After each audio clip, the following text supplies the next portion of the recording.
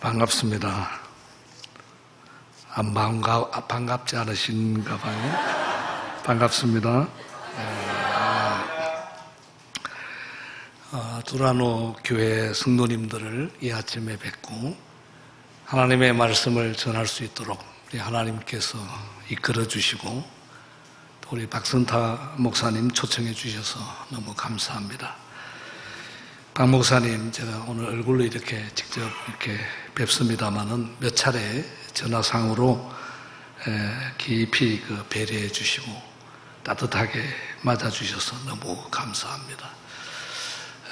목사님 배우면서 제가 신뢰가 된 것 같은데 박산타 목사님이 안 좋으시냐고 이렇게 말씀드렸습니다. 예수님을 많이 닮으신 목사님이시다 이렇게 느꼈고 우리 성가대 찬양이 굉장히 영감 어린 찬양을 하셨습니다.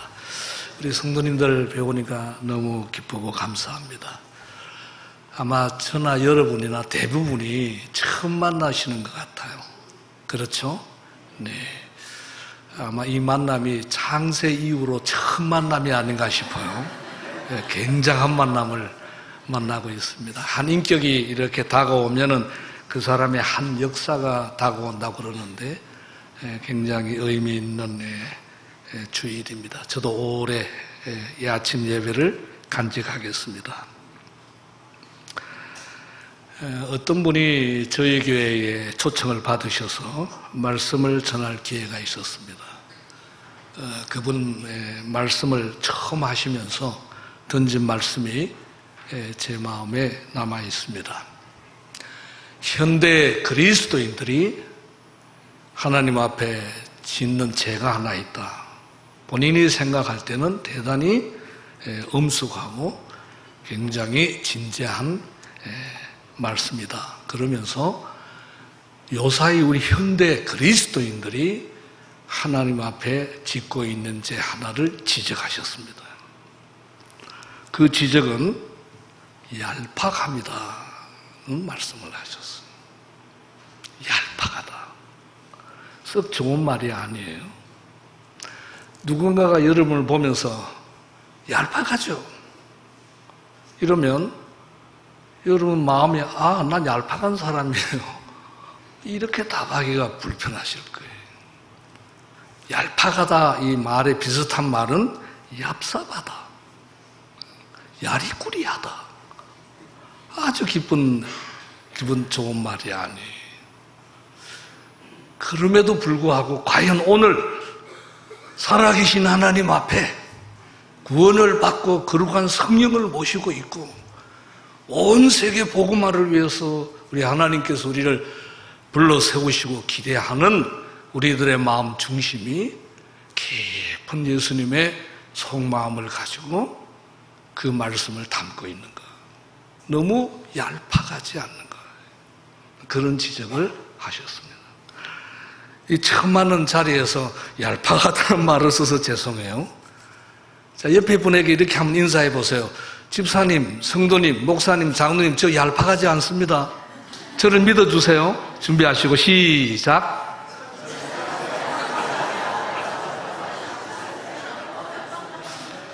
가만히 계시는 분이 의심스럽긴 해요. 가만히 계시는 분이. 사실은 예수님께서 2000년 전에 이곳에 땅을 짓고 사역하시면서 예수님을 가장 괴롭혔던 사람들이 이 얄팍한 사람들이었습니다. 바리새인, 서기관, 율법사, 장로님들, 당시의 유대교회 가장 중심 무대에 있었던 자들이었습니다. 주님께서 그들을 보시면서 다 좋은데 위선적이다. 이게 얄팍하다. 너무 겉은 거룩해요. 겉은 너무 깊습니다. 뭐 사람들이 보든 안 보든 시장 내에서 손을 들고 하나님 앞에 기도할 정도입니다. 그런데 우리 하나님께서 그들의 마음을 깊이 보실 때 회칠함 무덤 같다. 회칠한 무덤은 유대인들은 평토장합니다. 여기 사람 묻었어요. 그래서 해칠해 놓은 거예요. 그러니까 하얗습니다. 이거 무덤이야. 그러니까 하얗게 알아요. 근데 안쪽은 부패되어 있다는 거예요. 우리 주님께서 더 신랄하게 그들을 보셨습니다. 독사의 자식들. 이 독사는 뱀의 자식이라는 얘기가 아니고 사탄의 얘기예요. 사탄의 자식들. 아니, 바리새인, 서기관 그러면은 창세기, 출애굽기, 레위기, 민수기, 신명기는 다 외우는 사람들이에요. 10의 1조 정확하게 바쳤습니다. 하나님 앞에 예배는 최고였습니다. 그들보다 더 예배할 수는 없습니다. 그런데 그 안쪽은 우리 주님 받으시기에 너무 불편하셨다는 것이. 외식하는 자들아, 너희들은 밖에 있는 사람 한 사람 데려다가 지역 자식을 만들고 있구나. 우리 주님, 사랑의 주님, 십자가에서 우리를 위하여 피 흘려주신 그 자비하신 주님이 그들의 신앙의 본질에 대해서는 타협하지 않았습니다. 그 본질 자체를 다 품지 않으셨어요. 아니다, 이거는 아닌 것입니다. 모든 지킬 만한 것 중에 더욱 내 마음을 지키라. 생명의 권능이 이에서 남이니라. 잠언 4장 23절 말씀. 모든 지킬 만한 것은 밖에 있는 것이 아니에요. 마음이다. 그 마음으로부터 생명이 다 우러나오는 것입니다. 신앙생활의 출발은 절대 곁이 아닙니다. 하나님께 감사하리로다. 너희가 본래 죄의 종이더니 너희에게 전하여 준 바 교훈의 본을 마음으로 순종하여 죄로부터 해방이 되어 의의 종이 되었느니라. 로마서 6장 17절 말씀. 하나님께 감사한다. 너희들이 전하여 준 복음의 교훈의 말씀, 복음, 성경 말씀, 하나님의 말씀을 마음으로 순종하고 있구나.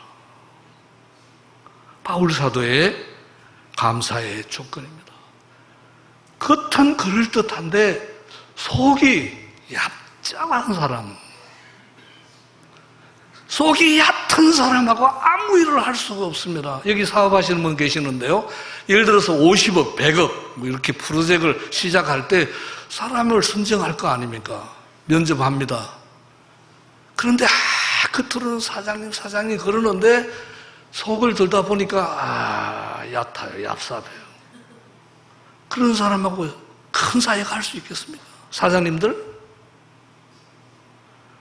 그런 사람을 믿고 사회가 할 수 있겠습니까? 우리 주님께서 저와 여러분들과 하고자 하시는 일은 몇몇 사람 구원하는 일이긴 하지만 그 사역이 예루살렘과 온 유다와 사마리아와 땅끝 지구촌입니다. 우리가 하고자 하는 일은 그저 100년도 안 될 이 땅에서 한 주먹도 안 되는 위장을 채우기 위해서 돈벌이 하기 위한 사역이 아니잖아요. 영원히 지옥 갈 저주의 자식들을 영원한 천국으로 이끌려고 하는 영원한 프로젝트입니다. 얕은 사람하고 할 수 있겠습니까? 그래서 예수님께서 예루살렘 중앙 무대에 있었던 바리새인, 서기관, 율법사, 장로님들을 사용하지 않으셨어요. 저 북쪽 갈릴리 고기 잡는 사람들, 이름도 빛도 없었습니다. 베드로, 요한, 야고보, 우리 사실 입에 오를 내릴 사람들이 아니었어요. 그 사람들을 3년 동안 하나님의 사람들로 만들었어요. 왜? 더 똑똑한 사람, 더 가진 사람, 더 역사와 전통을 소화하고 있는 바리새인, 서기관들 이런 사람 사용하지 않고 그 왕들도 있었지 않습니까? 저 북쪽에 있는 가난뱅이들, 고기 잡다가 끝날 사람들, 고기 사봐가지고 그냥 배 치고 소금 치고 그거 시장에 팔다 끝날 사람들을 주께서 이 엄청난 사역에 불러 세우셨는가? 속 사람 때문에. 이 사람들은 이미 위선적이에요. 뭘 갖다 주어도 안 돼요. 이 사람들은요, 처음에는 예수님의 말씀에 회의도 하고 어쩌고 저쩌고 도토리 기재기도 했지만은 시간이 지나면서 지날수록 주님의 말씀을 그대로 받아들여요. 주님이 죽는 것처럼 그들도 전부 100% 순교했습니다. 사도 요한도 나중에 살아서 순교했다고 그러죠. 주님처럼 살다가 주님처럼 간 사람들이 12제자. 주님이 정확하셨습니다. 그들은 처음에는 깊이가 없는 사람들이었어요. 근데 시간이 지나면 지날수록 그 속이 점점 성령으로 깊어졌습니다. 누군가가 이렇게 말했습니다. 예수님을 바라봄으로 구원받습니다. 그러나 예수님을 꿰뚫어 보면서 성숙합니다. 바라보기만 하면 구원이 돼요. 그러나 그 다음은 성숙이에요. 예수 그리스도를 꿰뚫어 보면서 주님의 말씀, 주님의 삶, 주님의 교훈이 서서히 내 머릿속 지성으로, 가슴팍으로, 뼛속 깊이, 살속 깊이, 온몸으로 주님이 가득 차게 하시는 성령의 은혜의 역사들이 베드로를 비롯한 그 어부들을 변화시켰습니다. 어떻게 하면 신앙생활을 제대로 할 수 있는 것입니까, 여러분? 어떻게 하면 주님께서 다윗을 볼 때 내가 다윗을 보니 내 마음에 맞는 사람이라. 내가 그와 함께 내 뜻을 전부 펼치리라. 그래서 그 다윗으로부터 예수 그리스도가 등장합니다. 사랑하는 두나라 교회 성도 여러분, 이 아침 하나님 앞에 예배하고 있습니다. 저는 신앙생활의 중심은 마음이다. 마음이다 하면 너무 중요해요. 그래서 우리 말에도 그 사람의 됨됨이는 마음이다. 사람은 마음 먹기에 달렸다. 그런 말씀 들어보셨죠? 이것을 주께서도 알고 있지만은 또 다른 존재가 알고 있어요. 어떤 그 사람을 흔들려면 방법은 딱 하나예요. 마음만 흔들면 돼요. 이것을 잘 아는 존재가 사탄입니다. 사탄은 전략이 빤해요. 우리 안쪽에 들어와서 예수만 믿으면 돼. 천국이 어디에서 오늘 여기가 최고야. 뭐 이렇게 심어 넣으면은 그 인생 전부를 좌우 흔들 수 있어요. 그래서 예수님께도 사탄이 다가옵니다. 저 돌 가지고 떡을 만들어 먹어라. 얼마나 배고프냐 너. 주님께서 마음을 그의 사탄에게 주지 않았어요. 뛰어내리라. 세상 영광을 다 주리라. 뛰어내리지 않으셨어요. 우리 주님은 사탄에게 마음을 빼앗기지 않았습니다. 사랑하는 두나노 성도 여러분, 저와 여러분들은 하나님의 사람인 줄로 믿습니다. 우리는 어둠의 자식이 아닌 줄로 믿습니다. 성령의 사람인 줄로 믿습니다. 우리의 생애가 영원한 천국에 이미 결정된 하늘의 시민권자인 줄로 믿습니다. 이게 보통 사건이 아닙니다. 보통 사건이 아닙니다. 어떻게 하면 신앙생활을 주님이 원하시는 방법대로 우리가 남은 생애 동안 잘 할 수 있을까? 이분 여러분들께서는 답을 갖고 계십니다. 우리 주변을 이렇게 보시면 존경할 분들이 참 많습니다. 우리 가까이는 우리 박 목사님 계시고 또 사모님, 장로님, 옆에 계시는 집사님, 구역자님들, 직원분들이 많으십니다.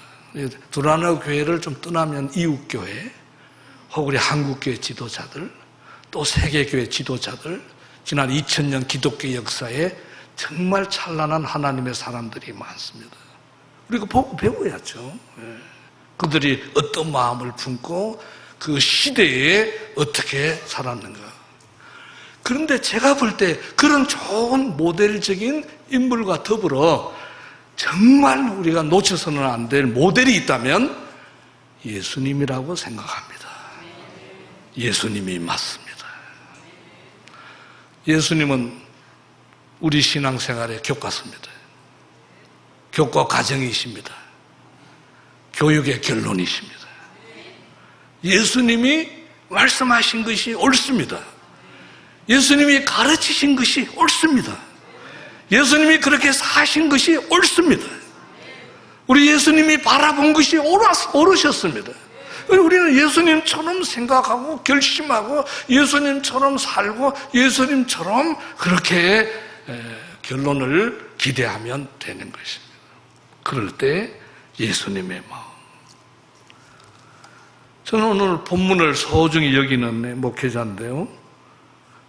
우리 예수님께서 이 땅에 3년 공생애 하셨습니다. 예수님은 33세, 석가모니는 80세, 공자님은 72세, 모하멧은 62세, 예수님은 33세 사셨어요. 그것도 육신으로 30년 사셨으니까 딱 3년 사셨어요. 공식상.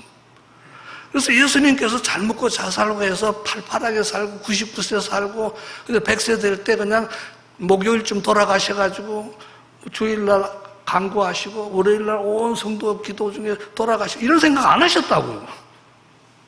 33세. 자, 제가 한번 여기 한번 손을 들어보면요.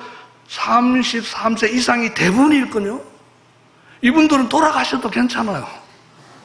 예수님보다 더 많이 사셨어요. 예수님은 길게 사는 것이 중요하지 않다는 것을 가르쳤어요. 이 땅에서 오래 사는 것이 중요하지 않고 무슨 일을 하다 가느냐가 중요하단 말이죠. 어떤 중심을 가지고 살다가 가느냐가 중요하다고 그랬어요. 그럴 때 오늘 본문 말씀은 대단히 중요합니다. 마태, 마가, 누가, 요한 89장입니다. 어떤 학자가 계산해 보니까 예수님의 공생애 또 어린 시절 성경에 나타난 일수가 152일이 나왔다고 합니다. 152일 중에 예루살렘 입성 일주일을 알고 있어요. 그러면 나머지 145일이에요. 그래서 성경은 예수님의 모든 사역을 기록한 것이 아니고 가장 중요한 것만 요약해서 성경을 기록한 거 여러분들이 아십니다. 그럴 때 오늘 본문의 내용은 4절에 불과한데도 예수님의 마음이 확연하게 드러나고 있어요. 그래서 저는 목회 현장에 어려움이 있을 때마다 이 본문을 읽고 묵상하고 묵상했던 본문이에요. 마태, 마가, 누가, 요한복음 89장을 이렇게 모아놓고 엑기스로 짠다면 요 4절에 다 포함될 수 있다. 이렇게 생각합니다. 너무너무 소중합니다. 본문을 보면 우리 예수님께서 이 땅에서 어떤 마음을 품고 사셨나가 확연하게 드러납니다. 여러분 35절 예수님의 마음을 한번 발견해 봅니다. 같이 읽겠습니다. 시작. 예수께서 모든 도시와 마을에 두루다니사 그들의 회당에서 가르치시며 천국 복음을 전파하시며 모든 병과 모든 약한 것을 고치시니라. 예수께서 모든 도시와 마을에 두루두루 다니셨다. 예수께서 모든 도시와 모든 마을을 두루두루 다니셨다. 우리 예수님께서 여러분 공생애 할 때 어떤 일을 하셨습니까? 가르치시고 연약한 자 고쳐주셨습니다. 지금까지 이와 같이 병자를 고친 분이 없었어요. 한 건만 해도 난리지길 텐데 안전병자가 일어납니다. 38년 병자가 일어납니다. 여러분 문둥이는 치료되는 병이 아니잖아요. 문둥병자가 치료받습니다. 눈먼 소경이 눈을 뜹니다. 죽었던 자가 살아납니다. 난리 났습니다. 1세기로 돌아가면은 지구촌에서 제일 센세이션을 일으킨 분이 예수님이었어요. 수많은 사람들이 몰려올 수밖에 없었습니다. 예수님께서 베세다에 갔을 때 오병이어 행할 때 남자만 5,000명, 어린아이 노인하면 2만 명이에요. 그 당시에 북부 갈릴리 지역에 있는 사람들이 다 모였다는 것이에요. 어떤 집에 들어가면 예수님 서로 만나려고요. 그래서 막 지붕을 뚫고 예수님 앞에 병자를 내리는 모습들이 여러분 그저 병자 고치겠다가 아니고 그렇게 사람이 많이 모였다는 것이. 그러면 예수님이 찾아다닐 이유가 없습니다. 가만히 있어도 이 수많은 사람들이 막 오는데 왜 찾아 나가십니까? 예수님을 상상하면은 모든 도시와 모든 마을에 두루두루 다니시는 예수님의 모습이 등장됩니다. 베드로, 요한, 야고보, 샌들 신느라 사람들이 예수님을 기다리고 있어요. 아니야, 나 그런 데 관심 없다. 나는 전도하러 왔어. 전도하러 가자. 전도하러 가자. 나 전도하러 왔다. 아멘을 안 하시는 분은 지금 구경하시는 분이에요. 예수님께서 말씀하셨어. 나 전도하러 왔다. 아멘 한다는 말은 나도 전도하겠다 그런 말하고 똑같아요. 잘 생각하고 아멘 하세요. 나 전도하러 왔다. 전도하러 왔다. 주님께서 제자들을 데리시고 모든 도시 모든 마을, 조금 과장한 듯한 인상이 있긴 해요. 그런데도 불구하고 주님께서 가만히 계시지 않고 혹시나 오지 못할 영혼이 있을까 봐 찾아다니는 모습을 발견하게 됩니다. 어느 도시에 가서 구경하고 맛집 찾아다니고 싼 이발관 찾아다니시고 친척들 만나고 이런 얘기 하나도 없어요. 모든 도시에 모든 마을에 뭔가 불타는 마음으로 계속 다니고 계시는, 그래서 예수님이 피곤하신 거예요. 그래서 배에서 잠을 청할 정도로 우리 주님 피곤하게 사람들을 만나셨어. 어떤 학자가 말하기를 제일 우리 에너지가 많이 필요할 때가 언젠가 하면 낯선 사람 만날 때. 피곤합니다. 무슨 말부터 해야 될까? 저놈이 왜 저런 말을 하지? 날 잡아먹으려고 그러는가?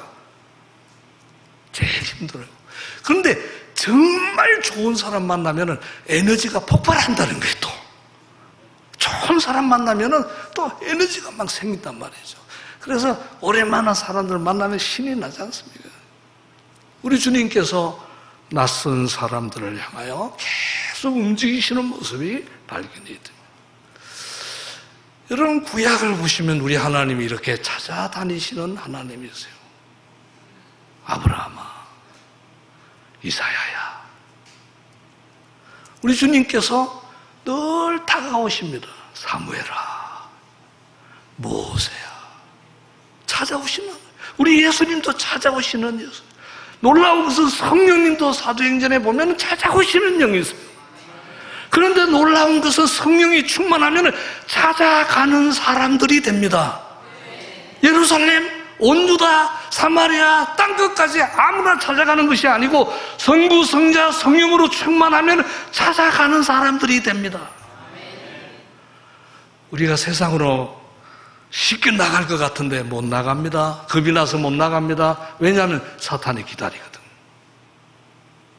저는 전도에서 몇 사람 인도한다기보다 저 교회 문을 박차고 나가는 것이 전도의 성공이에요. 저 교회 문을 못 나가요. 겁이 나서요. 그런데요, 성령이 임재하면 그 무식한 제자들이 땅끝까지 갑니다. 때려도 갑니다. 감옥에 넣어도 갑니다. 목을 쳐도 갑니다. 왜요? 성령이 원하시니까요. 예수님이 그러셨습니다. 여러분, 나는 성령이 충만하면 방문할 수 있다고 믿습니다.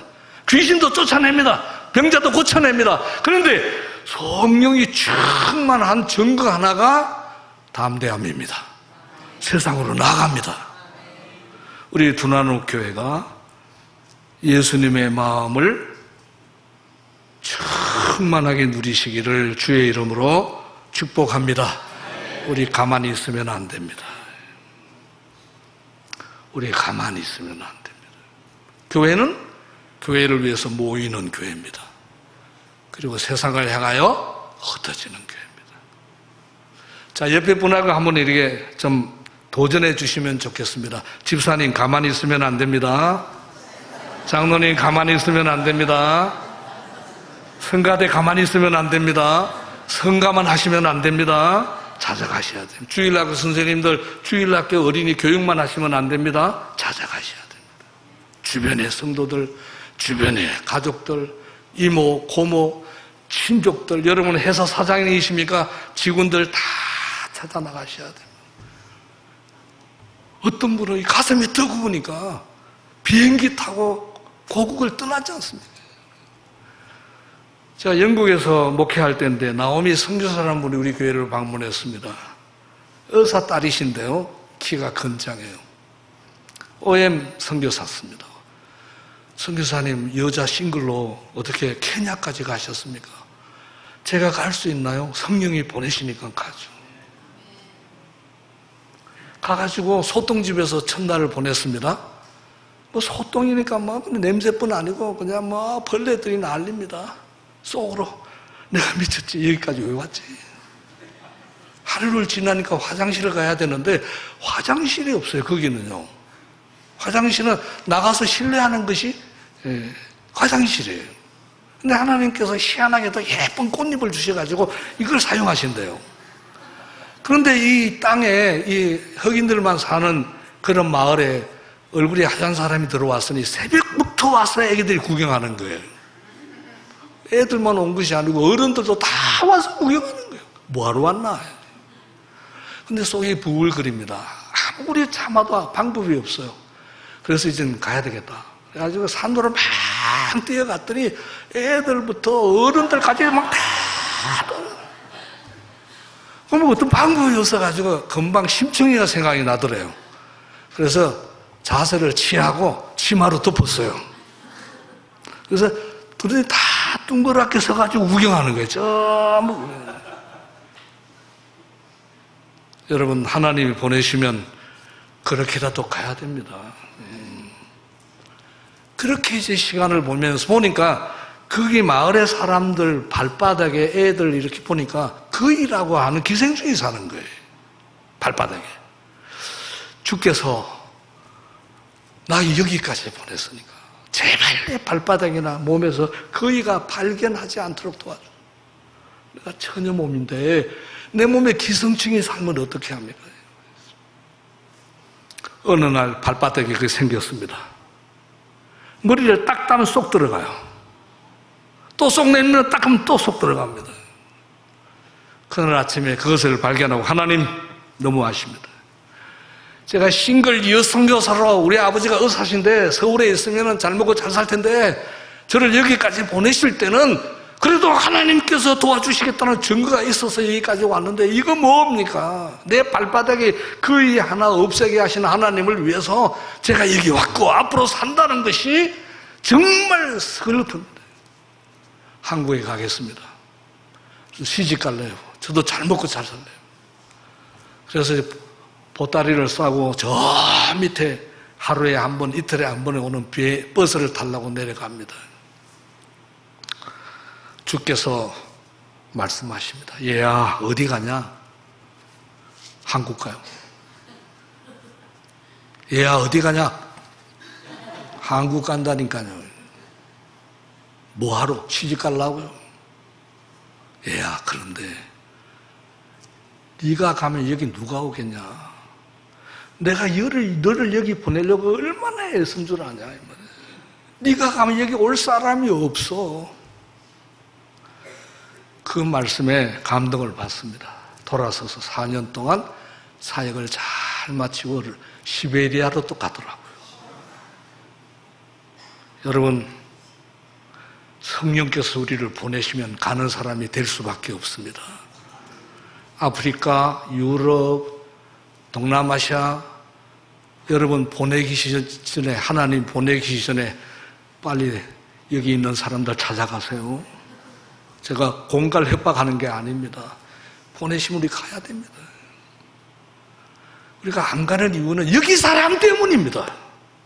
여러분의 가족, 여러분의 친구, 누가 복음을 전하겠습니까? 우리 주님은 찾아가시는 분이십니다. 저를 한번 따라 해보세요. 예수님의 깊은 속마음입니다. 찾아가야 해. 찾아가야 해. 좀 그 감정을 좀 실어 넣어가지고 찾아가야 돼. 준비 시작. 남자분만, 여자분들만, 성가대만 찾아가요. 우리 교회 찾아가는 교회. 가서 영혼을 건지는 분은 우리가 아닙니다. 성령이십니다. 우리 찾아가는 성령. 두 번째, 주님의 마음이 36절에 소개되어 있습니다. 여러분 36절 같이 읽겠습니다. 무리를 보시고 불쌍히 여기시니 이는 그들이 목자 없는 양과 같이 고생하며 귀신납니다. 찾아갈 이유가 여기에 있는 것입니다. 여기 무리는 세상 사람들이죠. 도시와 마을에 있는 사람들이에요. 왜 그 사람들을 찾아갔습니까? 주님이 돈이 필요해서요? 어떤 도움이 필요해서요? 아니, 도와드리려고. 무리를 볼 때 그들의 영적 상황이 불쌍한 겁니다. 불쌍해서 견딜 수가 없어요. 이는 그 이유는 그들이 목자 없는 양과 같이 고생하며 기진하며. 여기 목자 없는 양 그러면은 양은 끝났습니다. 양은 공격무기도 없고 방어무기도 없어요. 반드시 양에 목자가 있어요. 목자가 없으니까 이게 멀리 보지 못합니다. 잘 뛰지도 못합니다. 그래서 막 뛰다가 호흡이 굉장히 거칠어요. 그럼 넘어져가지고 일어나지 못하면은 호흡 곤란으로 죽게 되는 것이 양이에요. 반드시 목자가 있어야 되는데 그들의 영적 상황을 볼 때 목자 없는 양과 같이 고생하며 기진함이라. 기진한다는 말은 헐떡여서 최악의 경우를 얘기합니다. 이제 곧 끝날 상황이에요. 우리 주님은 세상 사람도 이러면서 야 잘생겼구나, 돈이 많네, 좋은 아파트에 사네, 좋은 차를 사네, 야 인생은 저렇게 살아야 돼, 밖을 보지 않으셨어요. 그 안쪽 깊이 영적 상황을 보신 것이에요. 그래서 마음이 참 불쌍한 마음을 가졌어요. 성령이 강하게 임재하면 세상이 보입니다. 어떻게 보이는가 하면 사람들이 너무 불쌍하다는 마음으로 보입니다. 여러분 사람들이 이렇게 주위에 보면서 야, 참 이 사람 예수 안 믿는데 곧 지옥 갈 텐데 참 불쌍하다, 이렇게 느낀 적이 있으십니까? 자, 그러면 옆에 분하고 옆에 분 한번 보세요. 옆에 분이 보시면서 이렇게 한번 얘기해 보세요. 참 불쌍하다. 아, 참 불쌍하다. 불쌍한 분은 여기 한 분도 안 계시네요. 다 예수 믿으니까. 성령이 충만하면 사람들이 불쌍하게 보입니다. 예수 안 믿는 사람 만나면은 참 불쌍하다. 여러분 어떤 사람이 감옥 들어가서 20년 산다, 어떤 사람이 이 사람 감옥 들어가서 사형당한다 그러면은 잘 갔다 와 그러시겠어요? 성경은 엄히 얘기합니다. 예수 안 믿고 세상 떠나면 지옥이다. 누가복음 16장에 보면은 부자와 나사로 얘기가 나옵니다. 부자가 죽어 엄부, 부자는 죽으면 직방으로 엄부예요. 나사로는 죽어 천사에게 받들여. 예수 믿는 사람의 죽음은 그 죽음이 천국문입니다. 믿지 않는 사람이 만약에 세상 들었다 그러면은 그 죽음은 지옥문입니다. 예수 안 믿는 사람은 여기 천년만년 살아야 됩니다. 절대 죽으면 안 됩니다. 큰일 납니다. 예수 믿는 사람은 오늘 죽어도 괜찮습니다. 할렐루야. 아멘을 적게 하시는 분들은 개인적으로 만날 이유가 있는 분들이에요. 주님께서 말씀하셨습니다. 이 지옥 천국 얘기가 나오면 주일학교 어린이들만 배운다고 생각하는데요, 여러분 그렇지 않습니다. 지옥 천국 또렷하지 않으면 신앙생활도 또렷하지 않습니다. 신앙생활을 엉벙덩벙하는 이유는 뭐냐면은 세상 떠나면은 영원한 지옥이 또렷하게 느껴지면은 정신 바짝 차리죠. 이게 천국 지옥이 또렷하지 않으니까 몽롱한 거예요. 주일 예배 때 몽롱하게 예배 드립니다. 오늘따라 목사님이 왜 이렇게 몽롱하게 설교하시나?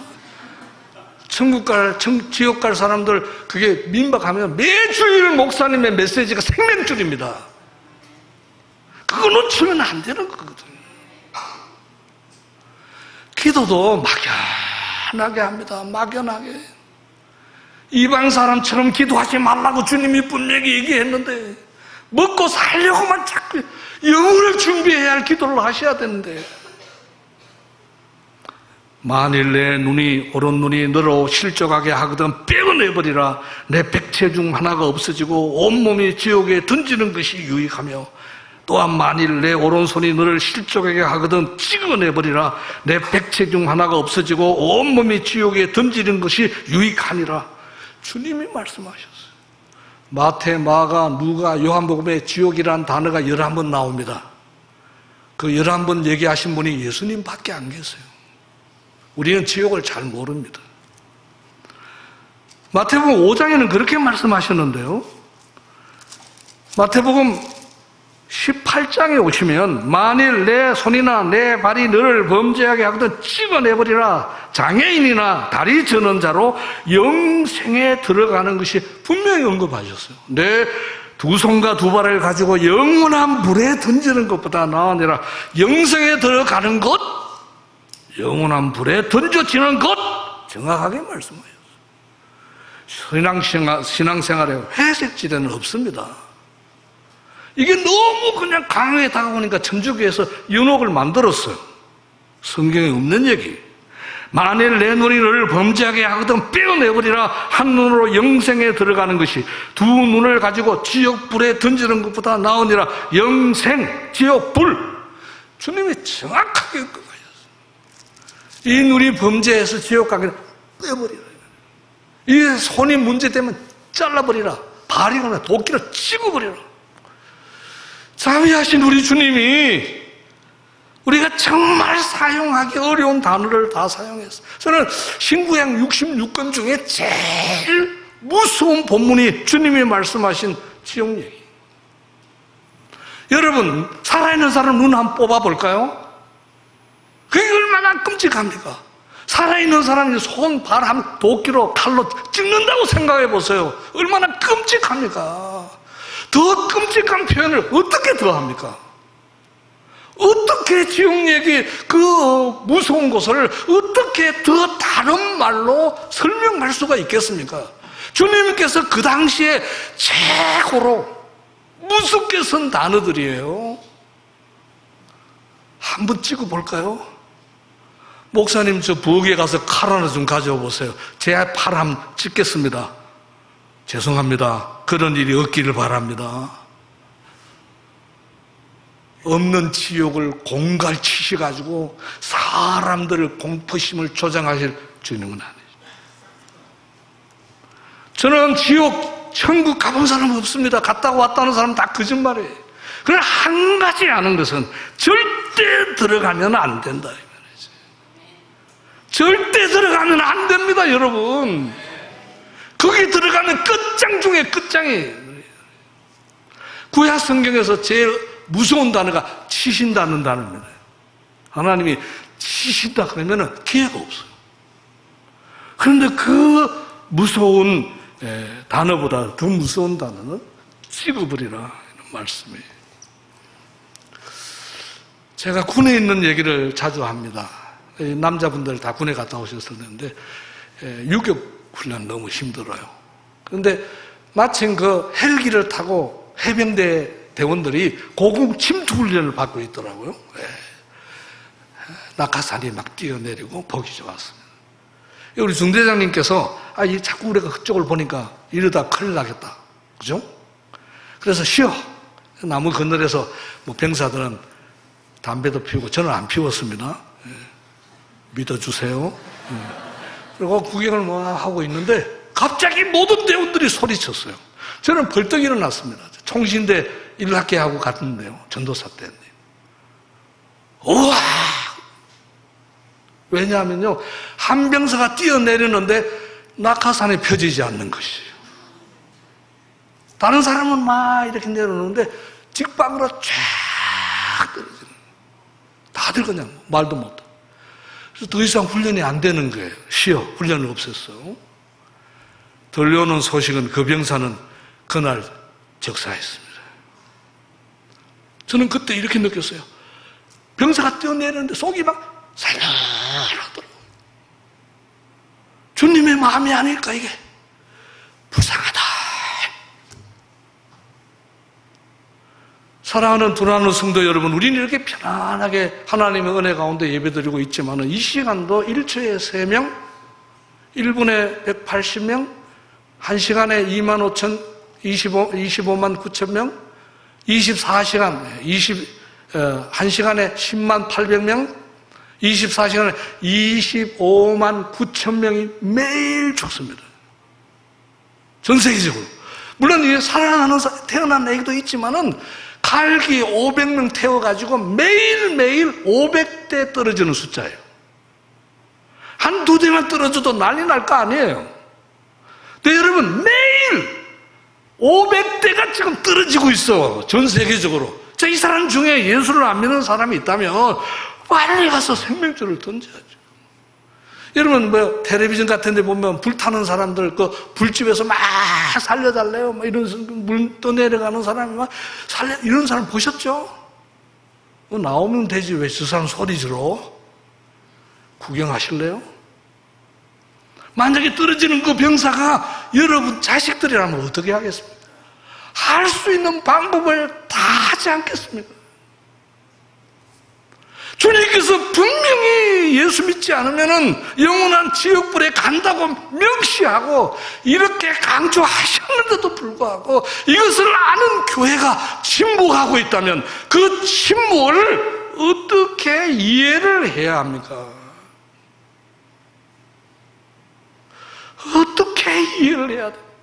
그것 때문에 하나님은 찾아오셨고 아들을 보내셨고 예수님은 십자가에 피를 흘려주셨고 그 부끄러움을 다 당하시고 제자들을 통해 가지고 그렇게 보내시고 주님의 마음이 불타오르고 있었는데 그것을 우리가 성경에서 읽고 듣고 서신서에서 읽고 구약에 구원하시는 하나님 이스라엘을 향한 하나님의 그 거룩함을 우리가 알고 있는데도 불구하고 교회가 우리는 여기 가만히 있으랍니다. 그러면 어떻게 일을 해야 합니까? 주님의 마음 불쌍하다. 너무 불쌍하다. 저는 우리 두나누교회 모든 성도님들 마음에 주님의 마음이 자리 잡기를 원합니다. 믿지 않는 사람들을 볼 때 불쌍하다.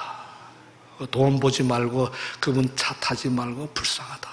그 영혼을 깊이 보시면서 눈물 짓는 주님의 마음. 예루살렘아, 예루살렘아, 암탉이 새끼들 품듯이 내가 품었는데 너희들은 어떻게 자꾸 죽는 길만 찾고 있느냐. 주님의 마음. 시간이 제한되어서 세 번째 주님의 마음을 같이 나누려고 합니다. 37절 38절 같이 읽겠습니다. 시작. 이에 제자들에게 이르시되 추수할 것은 많되 일꾼이 적으니 그러므로 추수하는 주인에게 청하여 추수할 일꾼을 보내주소서 하라 하시니라. 주님의 마음입니다. 3년 동안 공생애 하면서 제자를 세우면서 주님의 마음에 추수할 것은 많되 추수 일꾼이 적다. 주님의 마음이 타고 있습니다. 이유는 시간도 없고 사람도 없어요. 추수 때는 빨리 거둬야 합니다. 안 그러면 썩습니다. 농사하는 분들은 심을 때가 있고 김 맬 때가 있고 거름 줄 때가 있고 거둘 때가 있습니다. 이 모든 때가 중요하지만 제일 중요할 때가 언제죠? 거둘 때. 이것 때문에. 거둘 때가 되었습니다, 이제. 그런데 때가 놓치면 이거 다 썩는데 문제는 일꾼이 적은 거예요.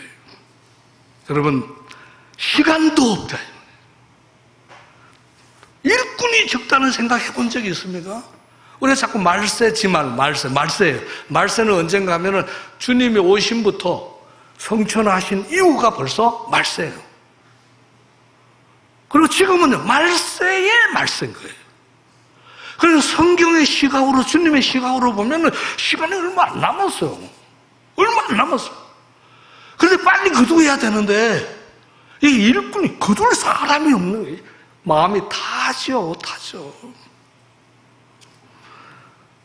우리 주님의 마음입니다. 사랑하는 성도 여러분, 2000년 후에 주님이 아직도 안 오셨는데 주님의 마음이 아니에요. 2000년 전부터 주님은 그렇게. 이 때가 거둘 때인데 성령의 때인데 일꾼이 적으니까 자꾸 시간이 연장될 수밖에 없어서 2000년 지난 거예요. 천하 복음이 온 천하에게 다 증거되면은 바로 문을 닫으실 것이에요. 때가 얼마 남지 않았습니다. 베드로 사도 베드로전서 4장 7절에 만물의 마지막이 가까이 왔으니 2000년 전에 베드로의 마음이에요.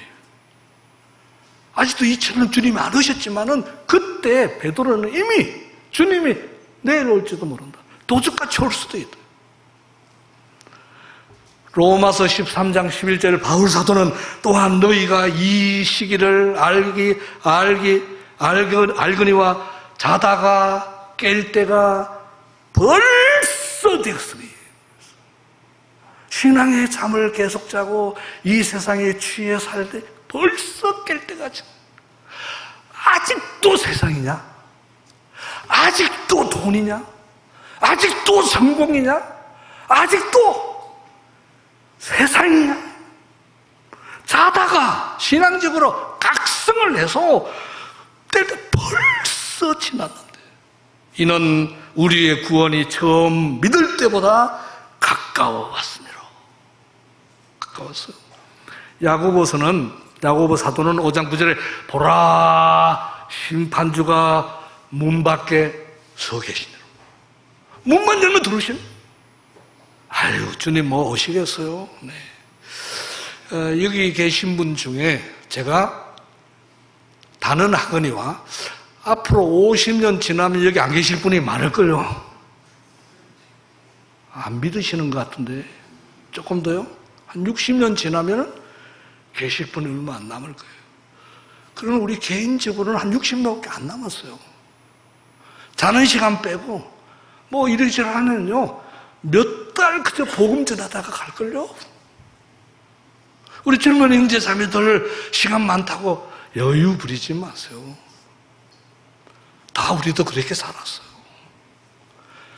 중요한 것은 주님의 시각이 중요합니다. 추수 때에 일꾼이 긴박합니다. 찾아가야 돼. 사람들이 너무 불쌍하다. 시간이 없다. 시간이 없다. 지금 러시아하고 우크라이나하고 전쟁 중에 있습니다. 제렌스키가 전쟁 초기에 서방에서 당신 집니다. 곧 다 러시아한테 다 먹힐 거예요. 헬기 보낼 테니까 탈출하시오. 내가 있을 것은 여기입니다. 조국을 위해서 여기서 죽겠습니다. 버티고 있어요. 역전이 됐습니다. 러시아를 향하여 지금 다시 재돌격을 하고 있어요. 저는 제렌스키를 보면서 그리스도인의 모습이다. 조국을 위해서, 하나님을 위해서, 복음을 위해서, 주의 명예를 위해서 저렇게 버텨야 된다, 우리가. 이때는 진짜 아멘을 하셔야 됩니다. 우리가 주님을 위해서 떨고 일어서야 된다, 지금. 만약에 우리가 도망가면 우크라이나 금방 다 끝났습니다. 끝장났을 거 아닙니까? 버티니까 역전의 기회가 왔습니다.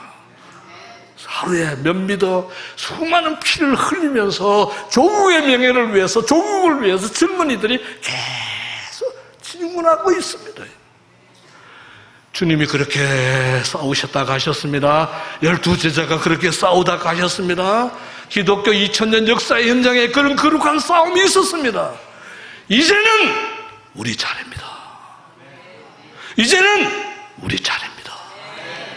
이 싸움을 포기해서는 안 되고 지체할 수도 없습니다. 그러므로 추수하는 주인에게 청하여 추수할 일꾼들을 보내주소서 하라. 이 보내주소서 하라는 말은 무슨 말인가 하면은 아무도 안 가려고 하니까 덤더미로 보내주소서 하래요. 원어적으로 쫓아내서 보내주소서. 성경은 정확합니다. 전도하려고 그러면 금방 신천지 아니냐, 뭐 광신지 아니냐, 그래서 안 가려고. 그러면 안 되잖아요. 교회 안에서 좀 있으라고. 교회 신앙생활 나가기만 하면은 뭐 이단 취급하죠. 믿는 사람도 없는데, 그럼에도 불구하고 사도행전보다는 지금 훨씬 낫습니다. 때리지도 않고 감옥에 넣지도 않습니다. 죽이지도 않습니다. 누가 주의 마음을 알아서 주를 가르치겠느냐? 그러나 우리가 그리스도의 마음을 가졌느냐? 빌립보서 2장 5절 너희 안에 이 마음을 품어라. 곧 그리스도 예수의 마음이니. 기도하시겠습니다.